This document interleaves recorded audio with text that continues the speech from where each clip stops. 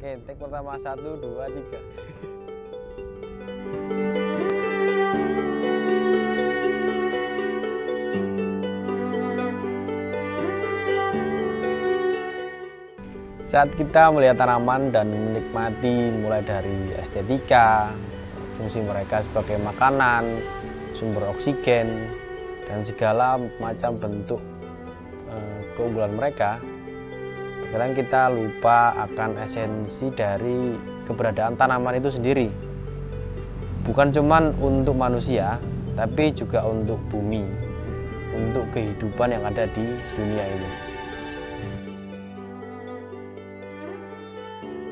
Tanaman adalah kebutuhan absolut bagi kehidupan di bumi lewat fotosintesis mereka.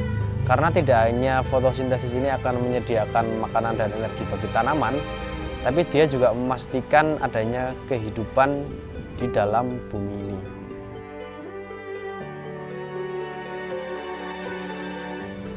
Tanaman berdiri didukung oleh akar yang menancap di dalam tanah, yang mana mereka akan menyerap air dan disalurkan ke batang, hingga akhirnya ke dahan dan disimpan di dalam daun. Disinilah bagian utama di mana mereka akan menyimpan energi matahari, menyerapnya, dan mengubahnya menjadi makanan.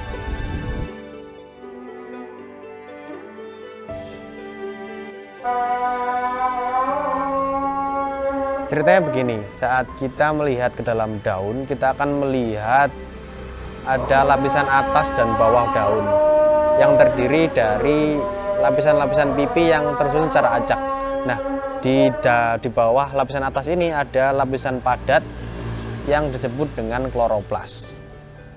Kloroplas inilah yang mengandung pigmen klorofil yang membuat daun menjadi berwarna hijau. Lapisan di tengahnya berisi sel-sel yang sangat renggang, di mana kerenggangan tersebut dijadikan tanaman sebagai tempat untuk menyalurkan air dan udara.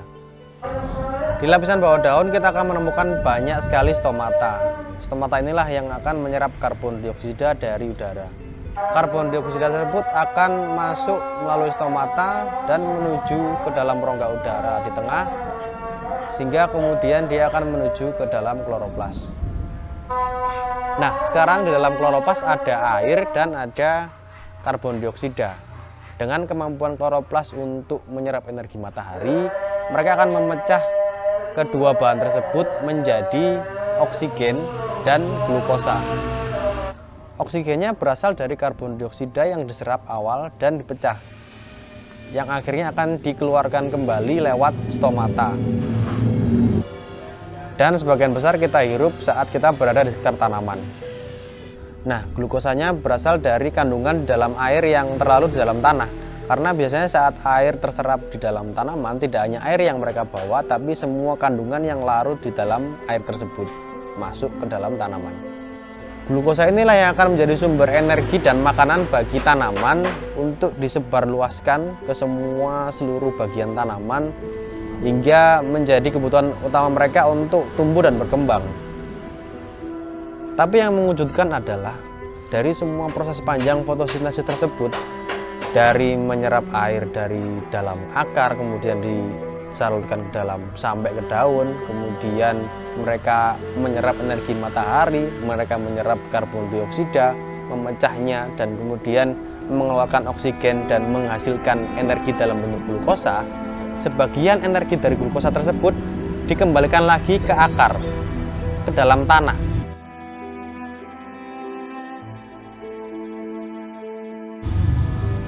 Tanaman secara canggih ya, jauh sebelum manusia ada, bahkan jauh sebelum solar panel ada, sudah bisa melakukan teknologi penyerapan energi matahari dan menyimpannya untuk bisa memecah energi yang ada di dalam tanah menjadi sebuah glukosa yang secara mengejutkan mereka kembalikan lagi ke dalam tanah. Jadi sebenarnya ada apa di dalam tanah?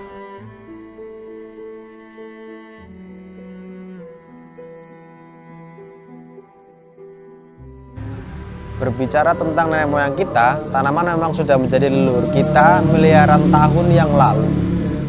Jauh sebelum manusia ada. Mereka lah yang berhasil memanfaatkan energi matahari lewat fotosintesis mereka.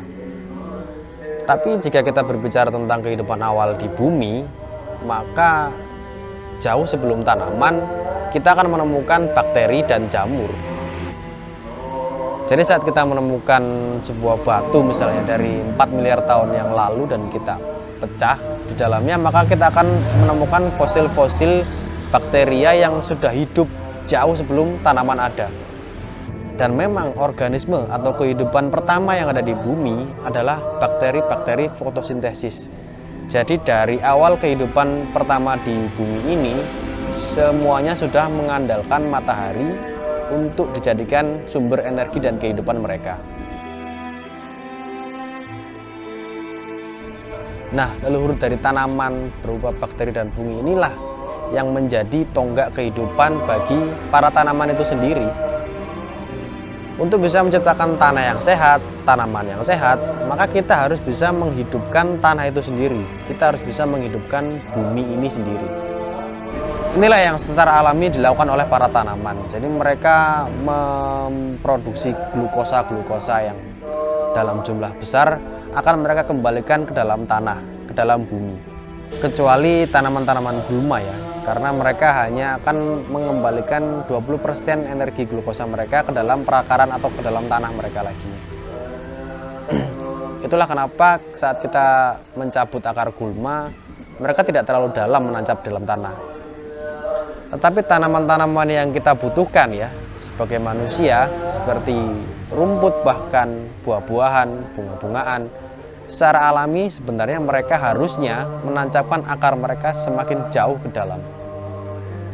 Jadi kalau kita temui pohon kita yang ada di kebun kita atau di sekitar kita, itu akarnya menancap hanya 1-2 meter saja ke dalam, kemudian mereka mulai tumbuh ke samping. Ada yang salah. Pertumbuhan akar ke samping ini adalah indikasi kalau kita sudah merusak tanah yang kita pijak. Sudah tidak normal lagi bagi sebuah akar kalau dia hanya tumbuh secara dangkal ke dalam, kemudian secara panjang ke samping. That is not the way of nature growing plants. Karena sebenarnya kita sendiri yang sudah merusak tanah kita. Saat akar tanaman kita menancap tidak terlalu dalam, maka ada dua kemungkinan sih. Kita memang sedang menanam gulma, yang mana gulma ini memang bukan tanaman yang sustainable, atau kita sudah memiliki compaction layer di dalam tanah kita. Kita sudah melakukan sesuatu di tanah kita hingga akhirnya tanah kita memadat dan menjadi sebuah lapisan yang tidak bisa ditembus oleh akar tanaman kita. Saat kita memasukkan air ke dalam tanah yang memiliki compaction layer, maka mereka akan jatuh dan tertahan di lapisan tersebut karena tidak ada rongga yang cukup bagi mereka untuk mengalir ke dalam lebih dalam lagi. Mereka akan tertahan di atas lapisan ini. Nah, saat air terkumpul di dalam tanah, maka apa yang terjadi? Kita tidak bisa mengalirkan lagi oksigen ke dalam tanah karena tertahan oleh air tersebut. Saat tidak ada oksigen di dalam tanah, maka kita menciptakan lingkungan yang anaerobik, yaitu lingkungan yang minim oksigen. Dengan lingkungan yang anaerobik, maka kita akan menciptakan dan menumbuhkan hal-hal yang justru akan menumbuh tanaman kita, mulai dari organisme-organisme jahat, virus-virus, bakteri-bakteri jahat, dan patogen-patogen lainnya. Jadi kalau sudah rusak tanahnya, apa yang harus kita lakukan? Maka akhirnya yang harus kita lakukan adalah mengembalikan lagi struktur yang ada di dalam tanah. Kita harus mengembalikan lagi kehidupan yang seharusnya ada di dalam tanah. Satu-satunya hal yang akan mengembalikan lagi struktur yang baik di dalam tanah adalah kehidupan. Kehidupan, bukan interaksi kimia. Untuk bisa membangun lagi passage atau jalan-jalan bagi air, oksigen, dan pada akhirnya nanti akar agar bisa tumbuh jauh lebih ke dalam, maka kita harus membangun struktur dengan mempertahankan kehidupan-kehidupan baik di dalam tanahnya. Langkah awal apa yang harus kita lakukan untuk mengembalikan kembali struktur dan kehidupan dalam tanah? Salah satunya adalah memastikan adanya bakteri-bakteri yang baik di dalam tanah. Fungsi utama bakteri salah satunya adalah membuat dan memproduksi lem. Lem atau alat perekat ini akan mengikat semua unsur-unsur yang ada di dalam tanah, mulai dari tanah liat, mulai dari pasir, bebatuan, mineral, sampai dengan unsur-unsur organik yang ada di dalam tanah. Mereka akan membentuk sebuah mikroagregat, agregat mikro yang menentukan kualitas dari tanah tersebut. Selain untuk mengikat unsur, fungsi utama lem yang diproduksi oleh bakteri aerobik ini adalah ketika kita mengalirkan air ke dalam tanah yang berisi bakteri aerobik ini, dengan adanya lem, mereka tidak akan ikut larut ke dalam tanah lebih dalam, karena mereka akan mempertahankan posisi mereka dengan cara mengikat diri dengan lem tersebut. Jadi sama seperti kita hanyut dalam arus ya, jadi kita akan membutuhkan pegangan agar kita tidak ikut hanyut. Di sini pegangan yang dibutuhkan oleh si bakteri tersebut adalah lem-lem yang mereka produksi sendiri. Jadi sama seperti bakteri, lem-lem tersebut akan memastikan keberadaan mereka di sekitar perakaran, mengikat semua unsur organik dan semua yang dibutuhkan oleh tanaman di sekitar perakaran, dan mereka juga akan mempertahankan agregat mikro dalam tanah untuk memastikan keberadaan makanan yang cukup bagi si tanaman itu sendiri. Dan lem-lem tersebut ya uniknya, saat kita menambahkan elektroda untuk menghitung berapa tingkat keasaman mereka, pH mereka, ternyata pH si lem-lem dari bakteri ini selalu alkalin, selalu. Jadi pH alkalin ini sedikit lebih basa, sekitar 8-9. Beda cerita kalau kita menciptakan lingkungan yang anaerobik, maka kita akan menurunkan pH tanah kita dari 4, 3, 2, 1, 0. Dan bakteri-bakteri anaerobik ini adalah mimpi buruk sebenarnya bagi tanaman kita, karena sebagian besar dari patogen-patogen yang menyerang tanaman kita itu adalah bakteri-bakteri yang anaerobik. Dan akan sangat janggal saat kita mendengar beberapa perusahaan bilang kalau nggak apa-apa kok kita ciptakan lingkungan yang anaerobik dalam tanah, karena nanti kita akan menghadirkan bahan yang sangat toksik yang bisa membunuh penjahat-penjahat yang ada di dalam tanah nanti. Tapi akankah mereka hanya akan membunuh penjahatnya saja? Bukankah kita sudah sering mendengar cerita ini ya? Jadi mereka bilang, oh ini nanti hanya akan membunuh patogen targetnya saja, hanya akan membunuh virus targetnya saja. Padahal sebenarnya hampir tidak mungkin saat kita memberikan racun bagi lingkungan dan kita mengharapkan organisme-organisme lain yang menguntungkan tidak ikut teracuni dan terbunuh. Sama seperti saat kita menyemprotkan racun untuk tikus di kandang ayam. Tidak mungkin dong kita mengharapkan hanya tikusnya aja yang terbunuh dan ayamnya baik-baik saja. Untuk kasus ayam memang bisa aja kita keluarin dulu ayamnya, kemudian kita semprot kandangnya. Tapi kalau di tanah, di akar, masa kita mau mengeluarkan dulu bakteri baiknya untuk menyemprot patogennya?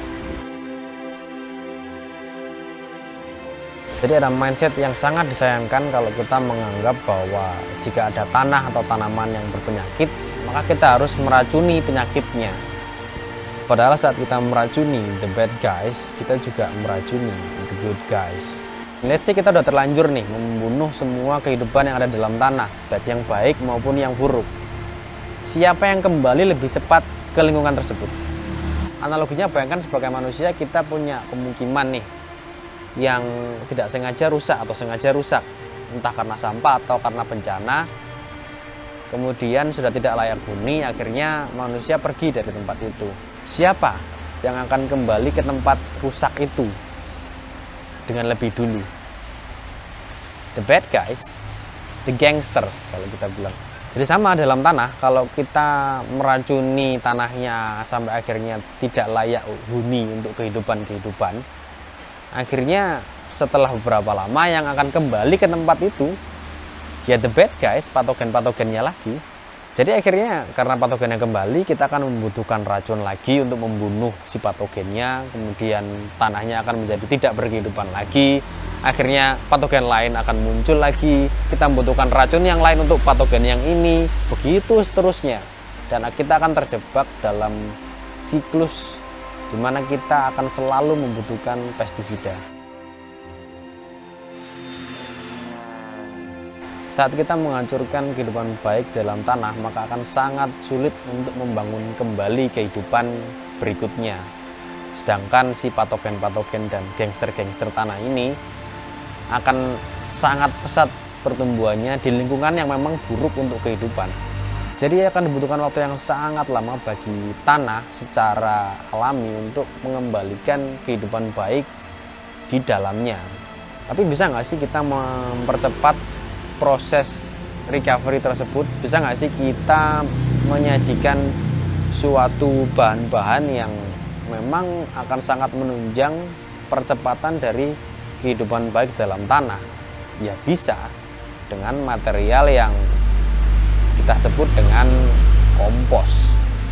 Nah, kita akan kembali ke kompos ini nanti. Kita balik lagi ke bakteria yang tadi ya. Jadi seperti yang kita sampaikan sebelumnya, kalau kita menciptakan tanah dengan komunitas bakteri aerobik dalamnya, maka kita akan menciptakan pH yang alkalin, sedikit lebih basah. Jadi bukan kondisi awal tanahnya yang menentukan keasaman atau pH dari tanah tersebut, bukan dari pasirnya atau bukan dari tanah liatnya, tapi dari kehidupannya, dari bakterinya yang akan menentukan pH dari tanah ini. Nah, selain bakteri, kehidupan lain yang harus kita kembalikan ke dalam tanah adalah jamur. Jamur memang tidak memproduksi lem sebanyak si bakteri ya. Jamur akan produksi lem yang sangat kecil jika dibandingkan dengan bakteri. Glomalin-glomalin yang sangat sedikit. Lantas kalau bukan lem, apa yang kita butuhkan dari jamur? Ternyata mereka membuat partisi-partisi kecil yang semuanya dihubungkan dengan suatu benang atau threads. Itulah yang dilakukan jamur atau fungi. Jadi mereka mengikat semua hal secara bersamaan. Jadi semua agregat-agregat mikro yang dibentuk oleh bakteri tadi akan diikat dan dihubungkan antar satu sama lain oleh si jamur dan menjadi sebuah agregat makro. Sehingga tanah kita akan punya rongga yang lebih besar, jalan-jalan yang lebih besar, dan pori-pori yang lebih besar dalam tanah. Dengan pori, rongga, dan jalan tersebut, maka air akan lebih mudah masuk ke dalam tanah. Dan jamur ini memungkinkan kita untuk membangun sebuah sistem perairan dalam tanah, mulai dari danau-danaunya, sungai-sungainya, hingga aliran-aliran air yang lainnya. Jadi kalau kita ingin menumbuhkan tanaman yang benar-benar kita inginkan, kita harus melibatkan jamur-jamur ini di dalam tanah kita. Tapi jamur ini kan tidak memproduksi lem-lem seperti bakteri. Jadi bagaimana kondisi pH mereka? Jadi tidak seperti bakteri aerobik yang pH-nya alkalin, si jamur-jamur aerobik ini akan merilis asam organik. Nah, pH dari rilisan asam organik ini adalah sekitar 5,5 sampai 7 lah. Jadi sedikit lebih asam. Nyambung toh. Jadi yang bakteri tadi sedikit lebih basah dan yang jamur ini sedikit lebih asam. Hingga akhirnya ada keseimbangan, kesinambungan antara bakteri dan jamur. Dan saat kita ingin memastikan bahwa bakteri dan jamur aerobik ini tetap ada dalam tanah dan hidup dengan sejahtera, siapa yang menentukan keberlangsungan hidup mereka?